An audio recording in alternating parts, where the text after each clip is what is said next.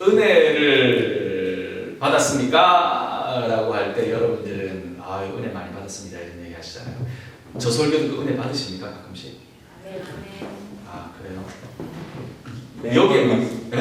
매번 봤어. 여기에 문제가 있는 거예요. 그 얘기를 하려고 제가 이걸 꺼내는 겁니다. 은혜 받았습니까? 이제 성봉회라든가 이렇게 이제 좋은 설교, 은혜되는 설교를 듣고 이제 나올 때 저도 가끔씩 그 얘기를 듣습니다. 목사님 오늘 설교 은혜 많이 받았습니다. 이런 얘기를 듣고 그러는데 그 얘기를 들을 때마다 감사하기도 하고 정말 하나님의 은혜다 라고 이렇게 생각을 하는데 오늘은 그 은혜에 관한 얘기를 간단하게 다시 한번 정리를 하고 들어가야 될 것 같아요. 교회 안에서 이렇게 은혜라는 얘기를 이렇게 많이 사용을 하는데 사실은 그 은혜라는 얘기가 많이 워럴 다운됐어요. 워럴 다운됐다는 말은 무슨 말이냐면 실제로 그것이 얼마나 중요하고 무거운 의미인지를 모른 채 단순히 감정적인 만족감의 차원으로 머무르는 경향이 많이 있습니다. 교회 안에서. 뭐냐면요, 설교를 듣거나 찬양을 드리거나 아주 감동적인 일들이 교회 안에서 있고 나면은 끝나고 나올 때 사람들은 오늘 너무 은혜 받았어요 라고 얘기를 할 때에 그때의 은혜라는 것이 무엇이냐면은 대부분 많은 경우에 개인적인 만족이나 개인적인 감동이나 뭔가 뿌듯하거나 뭔가 얻어가는 심리적인 상태일 경우가 많아요. 솔직하게 얘기하면. 그렇죠? 근데 오늘의 본문은요, 실제로 그 은혜에 대한 가장 기본적인 고전적인 정의를 다시 한번 시켜줍니다. 본문을 찾아볼까요? 에베소서 2장입니다.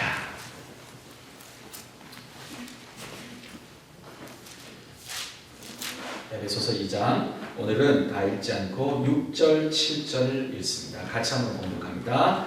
또 함께 일으키사 그리스도 예수 안에서 함께 하늘 앉으시니 이는 그리스도 예수 안에서 우리에게 자라게 하심으로 그 은혜의 지극히 풍성함을 오는 여러 세대에 나타내려 하시라. 아멘. 그 은혜의 지극히 풍성함이라는 표현이 나옵니다.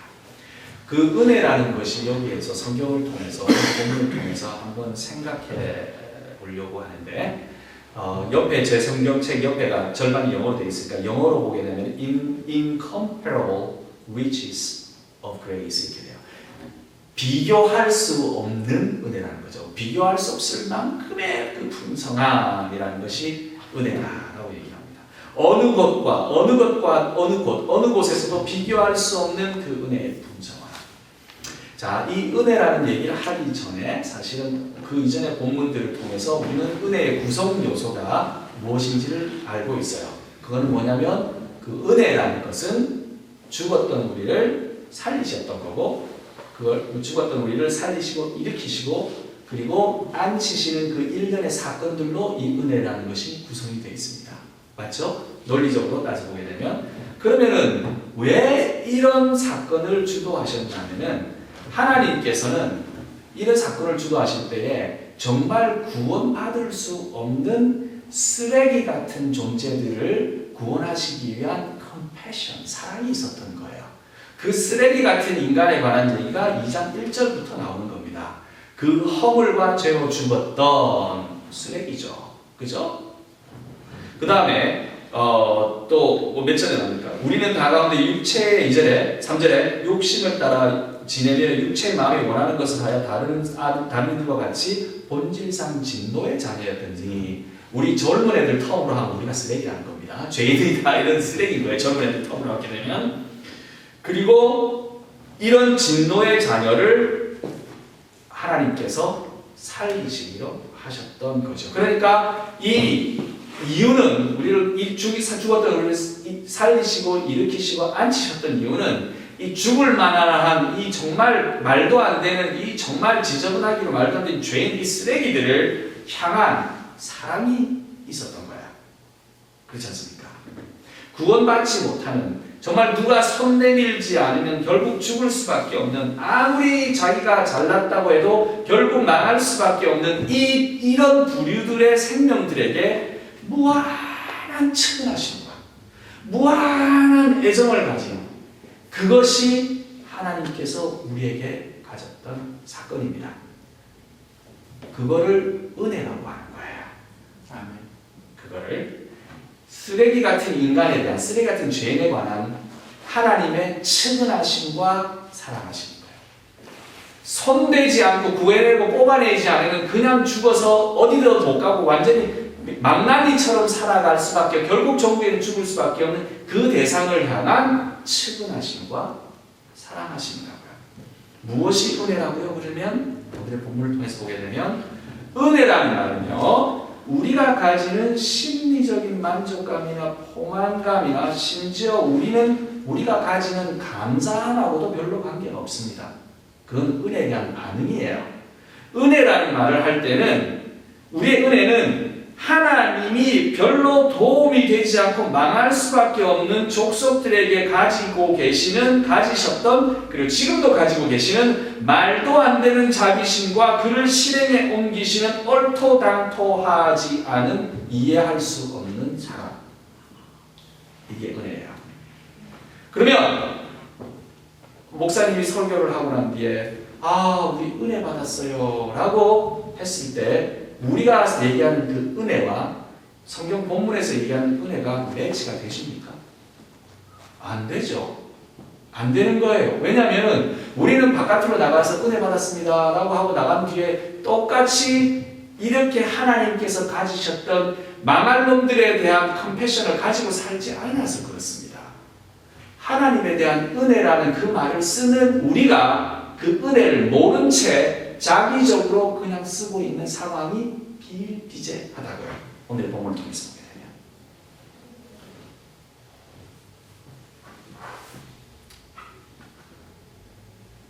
내가 사랑을 줄 수 없는 그 사람을 일으키고 내가 그 사람을 옆에 하나님의 사역에 동참하기로, 그리고 끌고 와서, 그리고 하나님께서 보여주셨던 그 말도 안 되는 사랑을 하겠다라는 그 고백과 결단이 없으면 감히 은혜라는 말을 우리가 할 수가 없는 거예요, 사실은. 하나님께서 주신 은혜를 극장에서 구경만 하겠다라는 마음이라면 크리스찬은 아닌 거예요. 그럴 바에 아예 자신 없으면 안 하는 게 맞는 거예요. 은혜를 얘기할 때 그래서 하나님께서 구성하시고 완성하신 이 은혜의 그랜드 플랜 안에는 반드시 짚고 넘어가고 이해해야 할 필수적인 요소들이 있습니다.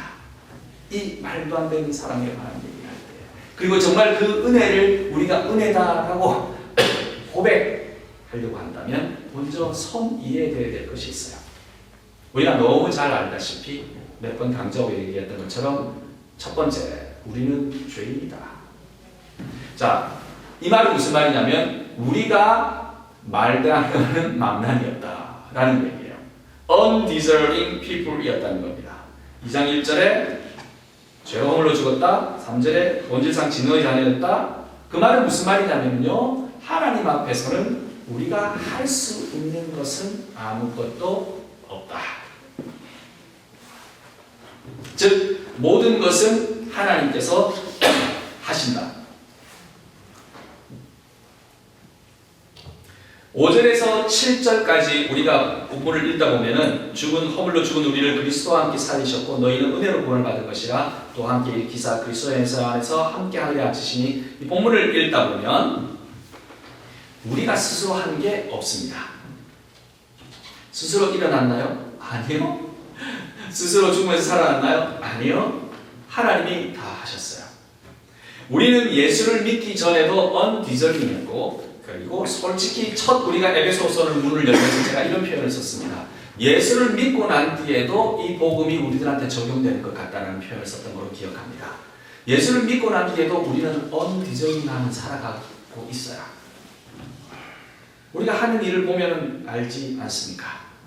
예수를 믿고 난 뒤에 우리가 좀 우리 스스로를 일으킬 수 있을 것 같은가? 아닌가? 스스로 뭐 좀 하는 자리에 갈 수 있는 것 같은 거 아닌가? 이렇게 생각하는 사람들이 있어 왔다는 겁니다, 종종. 얼마 전에 목사님들끼리 만나서 대화할 수 있는 기회가 있었습니다. 그때 우리가 얘기할 때 어떤 얘기를 했느냐면 한국 교회가 만약에 망하는 이유가 있다면, 앞으로 전폭적으로 더 망할 가능성이 있다면 그거는 번영의 신학이라는 잘못된 왜곡된 신학 때문이지 않을까라는 그런 얘기를 했었습니다. 번영의 신학이라는 것이 들어보셨습니까? 번영의 신학? 번영의 신학이라는 것은 교회 나오면 모든 것이 다 잘 된다라고 하는 신학이에요. 아주 심플하게 얘기를 하게 되면 우리가 진심으로 기도하면 하나님께서 들어주신다. 잘 들으셔야 돼요. 오해 없으시도록. 우리가 진심으로 기도하면 하나님께서 다 들어주신다. 우리가 열심히 전도하면 교회가 부흥한다. 우리가 열심히 11조하면 100배로 받는다. 자,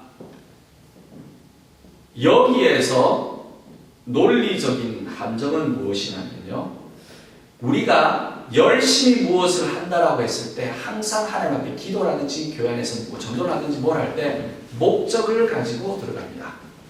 기도할 때도 그렇고 목적을 어떻게 가지고 들어가느냐면 열심히 기도해서 하나님 아버지 전세방에서 탈출하게 해주시옵소서, 이런 기도가 들어가는 거예요. 열심히 기도하면서 우리 아들내미 서울대학교 붙게 해주세요, 이렇게 목적이 들어가는 겁니다. 새벽 기도회 목적 있는 새벽 기도회 하잖아요. 특세 이래가지고 이렇게 하면 모든 생활에 고통과 어려움이 갖고 있는 사람들이 나와서 하나님 앞에 울부짖는 것까지는 좋은데 항상 목적이 들어가게 되는 거예요. 자, 목적이 들어간 것까지는 오케이, 봐줄 수 있을 것 같아요. 근데 목적이 들어감으로써 어떤 메시지가 전달이 되느냐면은 이 목적에 우리가 만약에 기도라는 것을 수단으로 택하고 하나님은 이 수단을 통해서 들어온 목적을 맞춰주기 위해서 열심히 이곳저곳 찾아서 우리들한테 답을 해주셔야 되는 존재로 가게 된다면 하나님은 슈퍼마켓 주인이 되는 거예요. 우리에게 답을 주어야만은 하나님이 되는 겁니다. 우리가 무엇을 하고 하나님은 답을 주고, 인간이 무엇을 하고 우리는 열심히 무엇을 하고 하나님은 우리의 주어로서 공동작업으로. 자, 이 구조 안에서 큰 논리적인 오점이 뭔 것 같습니까? 우리가 뭘 좀 하는 거예요. 우리가 무엇을 좀 하는 겁니다. 두 번째 논리적인 오점은 무엇입니까? 하나님께서는 전지전능하신 하나님의 능력이 우리의 기도와 간구안에 제한받게 되는 거예요. 근데 그렇게 해서 간증이 너무 많았던 겁니다. 그렇게 해서 이런 일 저런 일 많이 벌어진다고 하니 막 뭐 방언도 터지고 축복도 받고 10배로 불리고 막 이런다고 하니 문제가 되기 시작하는 거죠. 열심히 기도하면 하나님께서 우리들한테 긍정적인 평화의 마음을 주신다. 긍정적인 생각과 방법을 가지고 기도를 하게 된다면 성공을 한다. 이게 노먼 빈센트 필인가 하는 목사님의 긍정적인 사고의 소유가 하여튼 그런 책들 있지 않습니까? 그 목사님이 하신 거죠. 그런 것들이 지금까지 우리들의 마음속을, 우리들의 교회 안에 영향을 주고 왔다면 이 관계 안에서 우리는 수단을 정당화하는 일들이 생기게 돼요. 그 수단을 정당화한다는 것은 무슨 말이냐면 새벽 기도를 정당화하게 되고 11조를 정당화하게 되고 교회 건축을 정당화하게 되고 전도를 완전히 정당화하게 되고 정당화한다는 말이 좀 이게 정당하지 말자 그러면 또 이상하게 되잖아요. 근데 그런 것들을 절대화하게 되면서 예를 들면 예수님의 우화가 11조 하게 되면 10배, 50배, 100배, 이렇게 1000배 이렇게 늘어난다고 얘기를 하는데 성경에는요, 헌금을 드리고 하나님의 제사를 안 받는 경우도 있어요. 네. 근데 우리는 항상 모든 것들을 얘기를 할 때, 교회 안에서 매일 강조할 때 이렇게 하면 반드시 축복을 준다라고 단언하면서 얘기를 하잖아요. 제안을 하는 거예요, 하나님을. 굉장히. 근데 어떤 목적을 가지고? 번영과 성공이라는 목적을 가지고 하나님을 수단화시킨다는 겁니다. 다 끌어붙여가지고 성경에 나오는 이것저것에 있는 이렇게 여기저기 있는 것들을 다 끌어붙여서 번영과 성공이라는 것에 짜맞게 해서 맞춰서 그렇게 논리를 제공하는 것이 우리나라의 신학의 문제점이었죠. 그러나 성경을 제대로 읽는 사람들은요, 100배를 받는 사람보다 여전히 배고픈 사람이 있다는 것을 보게 됩니다. 성경을 제대로 읽는 사람들은 예수님을 만나고 난 뒤에도 가난을 거쳐가는 사람들, 가지고 있는 사람들을 보게 됩니다. 예수님을 만나고도 여전히 가난하고 여전히 하층계급이고 여전히 고생한 사람들의 이야기는 여기저기 넘쳐납니다.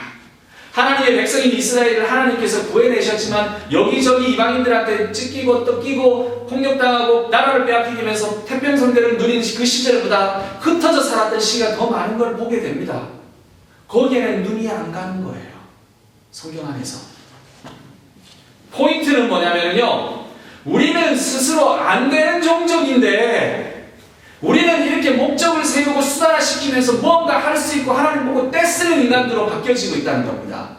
그게 어떤 거냐면요. 궁극적으로 하나님의 은혜를 제한하고 부정하는 일이 됩니다. 왜 성경을 왜곡하냐고요? 새벽기도 나와서 특세하고 대학 입시위에서 기도하고 11조에서 교회 건축하고 열심히 전도해서 수백억 건물 교회 지은 교회가 결국은 우리는 스스로 할 수 있고 하나님이 우리를 원하는 그대로 기도했더니 다 주시더라는 복음을 이야기하는 교회의 종말이 무엇인가요? 우리 무너지는 거 보입니다. 그렇게 했던 교회가 무너져요. 최근에 그런 복음을 전하던 교회가 600억? 횡령? 판정을 그렇게 받았습니다. 그 다음에 얼마 전에 모 신학대학교, 모 대학교 신학대학교죠. 총장님이 횡령 법정 구속됐습니다. 아니 우리가 하는 얘기가 아니고 세상 사람들이 하는 얘기입니다. 세상의 법이 그렇게 하더라고요. 오해라고요? 왜곡됐다고요? 잘못된 것 같다고요? 무슨 소리 하십니까? 세상의 법이 건드리지 않을 만큼 우리는 당당한 사람들이 되어야 돼요. 그리스도인들은. 거기 가서도 안 돼, 거기 가서도 떳떳하고 흠집을 없을 수도 없겠지만 죄송합니다 라고 얘기하고 다시 교회법으로 올라가야 돼요. 이래도 저래도 안 되는데 다 무너지잖아요. 조 목사님이 최근에 글을 썼는데 조 목사님의 글처럼 다 무너지잖아요. 다. 결국 우리는 안 되는 인간이라는 겁니다. 까불다가 이렇게 되는 거예요. 근데요, 앞으로 더 무너지게 될 겁니다. 저도 먹물 빼려면 멀었어요. 저도 더 무너져야 돼요. 저도 까불면 안 되는데 걱정인 겁니다. 그래서 고백해야 되는 겁니다. 어떻게 고백하느냐면요, 우리가 하는 것은 아무것도 없었어요. 이 교회 건물 지은 거, 우리가 11조하고 이렇게 해가지고 다 지은 거, 이거 아니에요. 우리가 여기서 뭐 챙겨가지고 은퇴할 때 뭐 가지고 나가는 거 우리 것 안 받아도 돼요. 없어요. 우리 거 아니에요. 하나님께서 다 하셨어요. 장로님이든 누구든지 교회 안에서 내가 뭔가를 가지고 내가 뭔가를 했다 라고 하나님 나 이만큼 했는데 당당하게 먼저 해주셔야 되는 거 아닙니까? 라는 마음이 조금 빈틈 눈꽃만큼이라도 내 마음속에 그 마음속에 있다면은 아니라는 거예요. 망했다는 거예요. 그러면 그만큼 철저하게 들어가야지 우리는 하나님의 은혜에 관한 얘기를 할 수 있는 겁니다. 왜? 하나님께서 다 해줬다는데 여기에. 그렇지 않습니까? 다 하셨잖아요. 우리가 들어갈 틈이 없잖아요. 우리는 그야말로 큰 구덩이에 빠져가지고 올라갈 사다리 하나 없이 하늘만 쳐다보고 있는데 어느 날 갑자기 하늘에서 손이 ปุ๊ 나서 쑥 건져준 거잖아요. 우리가 빡빡 뛰어서 올라가려고 해도 안 되는 그 상황에서. 근데 우리가 어떻게 올라왔다고 얘기를 하는 건지.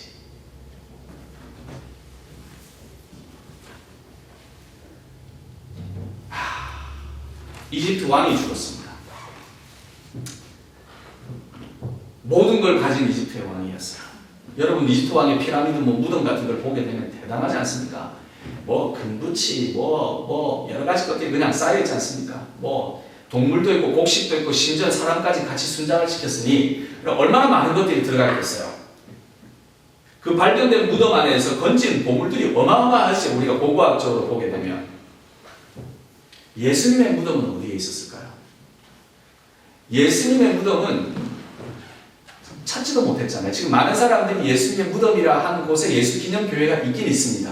근데 그 무덤을 가보게 되면요, 덩그라니 그냥 툭 파헤친 관 하나 들어갈 만한 공간밖에 없어요.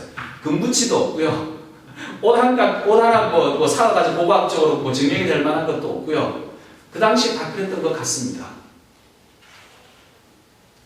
교회 큰 건물 지어서 이집트의 무덤처럼 그런 거 만들고 세상을 떠나고 싶은 건가요? 예수 그리스도가 세상에 오셨을 때, 그리고 세상을 떠나셨을 때 세상의 모든 가치를 옆에다 두고 재워놓고 그것마저 천국으로 가져가려고 다 가져와서 내 멘트 뿌리고 내가 죽을 때 옆에다 다 채워넣어 이집트 왕처럼 그러셨나요? 뭐 숟가락 하나 안 나왔어요. 예수님의 무덤에서.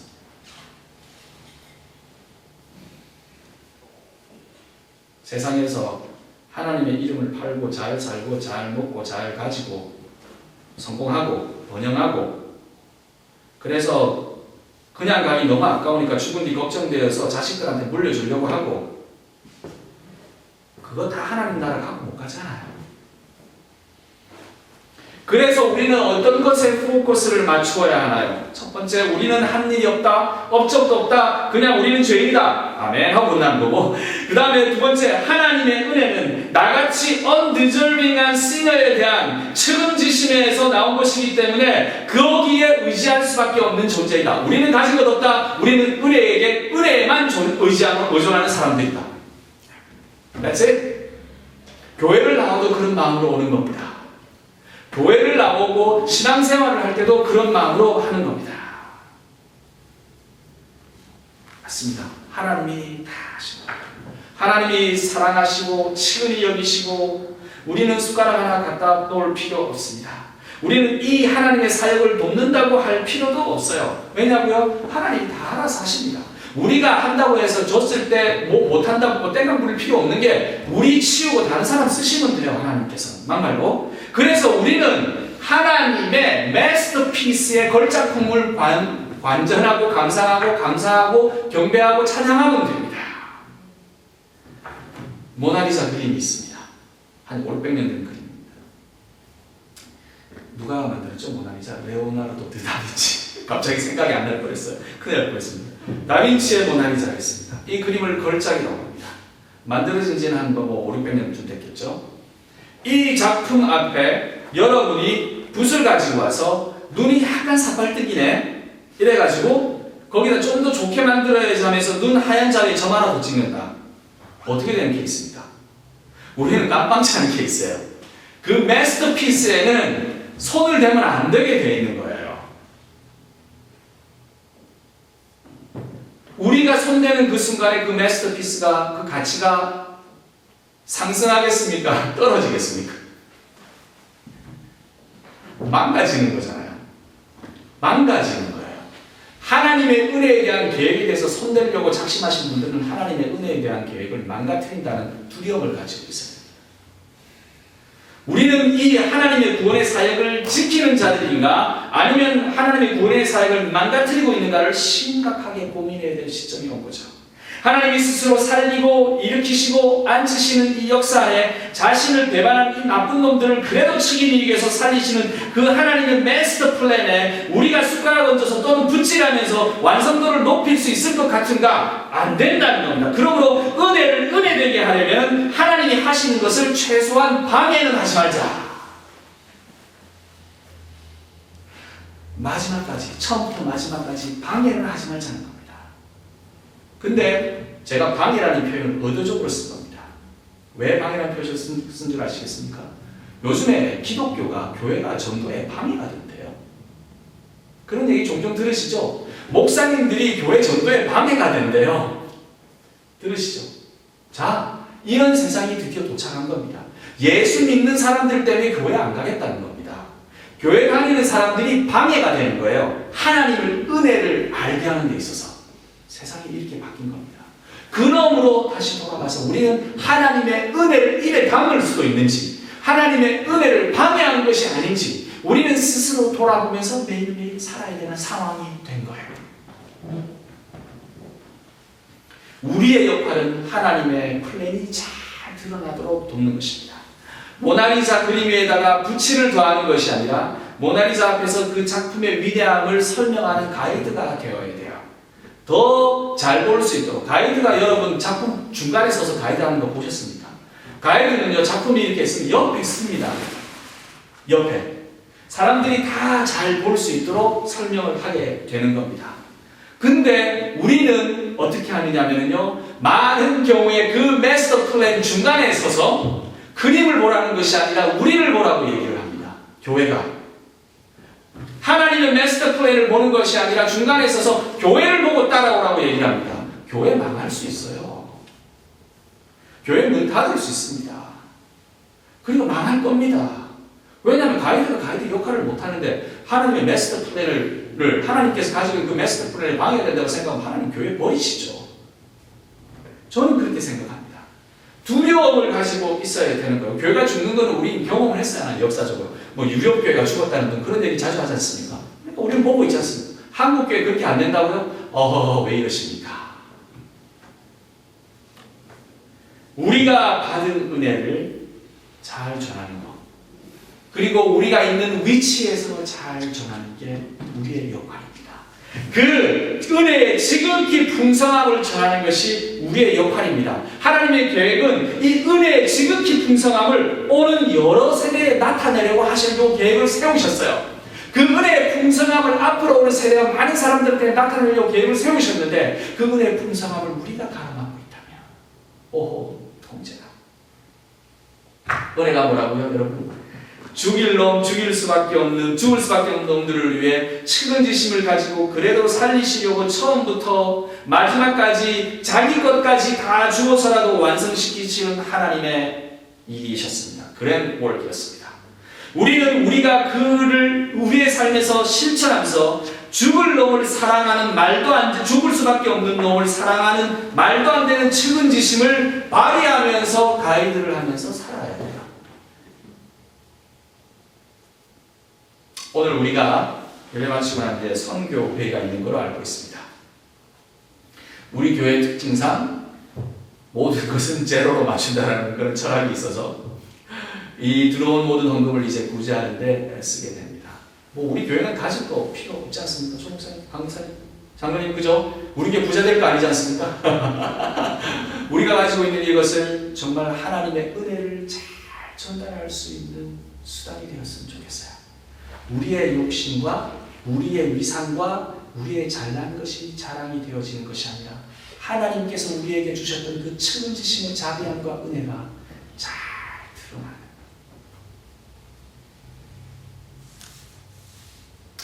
골로새서 3장 1절입니다. 한번 보실래요?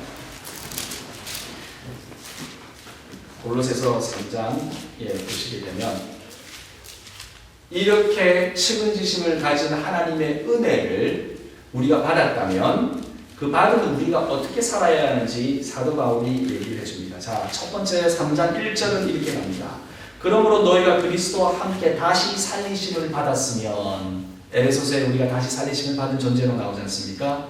그러면 어떻게 하라고요? 위의 것을 찾으라. 거기는 그리스도께서 하나님 편에 계시니라. 그러므로 우리는 땅에 살면서 위의 것을 찾는 사람들인데 어떻게 하느냐면요, 어떻게 살아야 하냐면요, 12절 14절까지, 12절에서 14절까지입니다. 여러분, 우리 같이 한번 봉독할까요? 그러므로 너희는 하나님이 택하사 거룩하고 사랑받는 자처럼 긍휼과 자비와 겸손과 온유와 오래 참음을 옷입고 누가 누구에게 불만이 있거든 서로 용납하여 피차 용서하되 주께서 너희를 용서한 것 같이 너희도 그리하고 이 모든 것 위에 사랑을 더하라. 이는 온전하게 되는 띠니라. 사도 바울이 우리들에게 하는 권면입니다. 은혜를 받았으면 은혜를 받은 사람처럼 살아라. 근데 어떻게 하라고요? 이렇게 하라고요. 그리스도가 우리를 용서해 준 것처럼 살아라. 그러면 무슨 말이냐면 제가 하는 거치는 표현처럼 할게요. 교회를 나가는 그 순간부터 우리한테 죽일 놈처럼 해왔던 모든 사람들한테 측은지심을 가지고 사랑하시기 시작하셔야 돼요.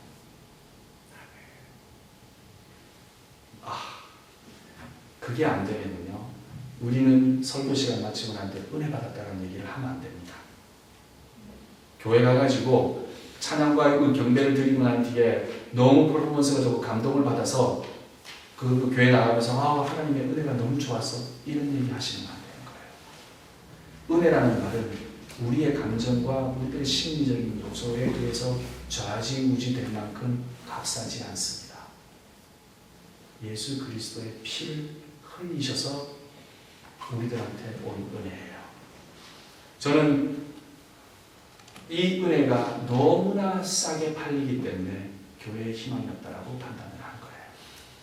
그러나 우리 이 조그마한 생명나무 교회는 그럼에도 불구하고 이 은혜를 부여잡고 조금씩 전진하는, 우리가 할 수 있는 건 한계가 있지만 그 조그만 거라도 철저하려고 하는 그런 교회가 되기를 바랍니다.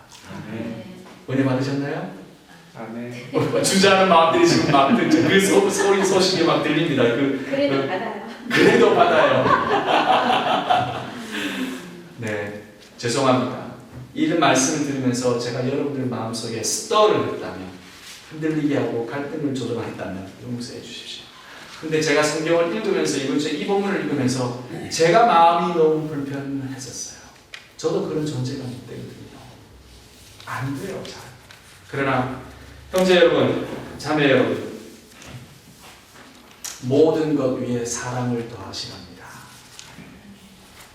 모든 것 위에 그 주일론마저 사랑하랍니다. 하나님께서 그렇게 하셨으니 그렇게 하랍니다. 이게 우리가 하나님께서 주신 그 은혜를 받고 또 나누는 유일한 길입니다. 생명나무교회가 이 은혜의 역사에 참여하기를 주님의 이름으로 축원하고 기도합니다. 아멘.